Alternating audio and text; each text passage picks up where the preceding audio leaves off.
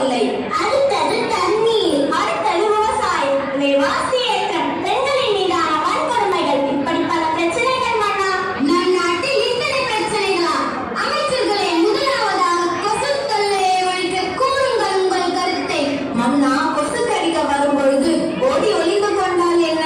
அப்படியே உன்னை ஒரு பானையில் அடைத்து வைத்தால் என்ன? ஓ, அருமை அருமை. மன்னா, கொசுவை பிடித்து நசுக்கி விட்டால் என்ன? அப்படியே உன்னை நசுக்கி விட்டால் என்ன? ஓ, அருமை அருமை. மன்னா, கொசுக்களை பிடித்து அறையில் பூட்டி வைத்தால் என்ன? அப்படியே உன்னை அறைந்தால் என்ன? ஓ, அருமை அருமை. அமைச்சர்களே, கொசுவை ஒழிப்பதற்கு வழி கேட்டால் வளர்ப்பதற்கு அவரை செல்வீர்கள். யாருங்கே? யார் அங்கே? வணக்கம் அண்ணா. அழைத்து வாருங்கள் தெனாலிராமனை. அப்படியாகட்டும் அண்ணா. தெனாலிராமன் வருகிறார், வருகிறார், வருகிறார்.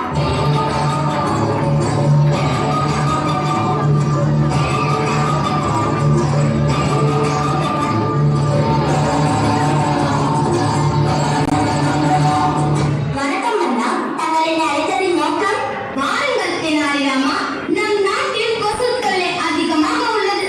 அதை ஒழிப்பதற்கு கூறுங்கள் உங்கள் கருத்தை. மன்னா, வீட்டின் அருகாமையில் குப்பை கொட்டாமலும் தண்ணீர் தேங்காமலும் பார்த்துக் கொள்ள வேண்டும். மக்கள் இதை ஏற்றுக்கொள்வார்களா? கோ. நீ என் அமைச்சர் அல்லவா? சற்றே யோசிக்க வேண்டிய சிந்தனைதான். இப்படி செய்தால் என்ன? வீட்டின் சுற்றுப்புறத்தை தூய்மையாக வைத்துக் கொள்பவர்களுக்கு அன்லிமிட்டட் டேட்டாவுடன் தாஜ்மஹல் பரிசாக வழங்கப்படும் என்று அறிவியுங்கள். அப்படியே ஆகட்டும் மன்னா. ஓ, அருமை அருமை. மன்னா, மன்னா, என்ன? பக்கத்து நாட்டு மன்னர் உங்களை விளையாட அழைக்கிறார். எங்கேடா? இதோ செல்போனில் பப்ஜி விளையாட மன்னா. எங்கே கொடுக்குது? நாடு நல்லா இருக்கணும்.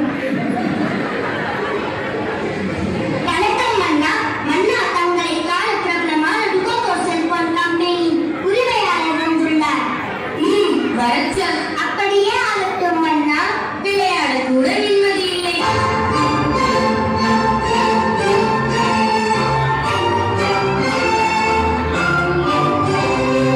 வாருங்கள், வாருங்கள்.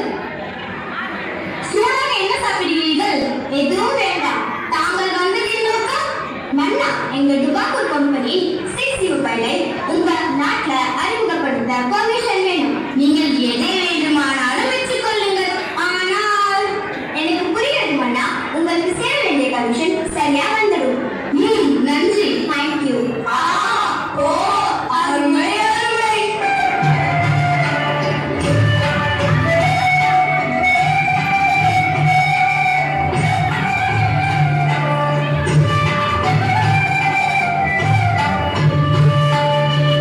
மன்னா, மன்னா, என்ன? என் பிள்ளை நிலைமையை பாருங்கள். இருக்கின்ற பிரச்சனை பத்தாதா?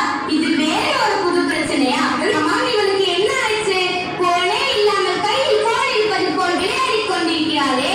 ஐயோ, இந்த பரிதாப நிலையை ஏன் கேட்கிறீர்கள்? இரவும் பகலும் ஓயாமல் சொல்கிறார் விளையாடியதால் இவர் மனநிலை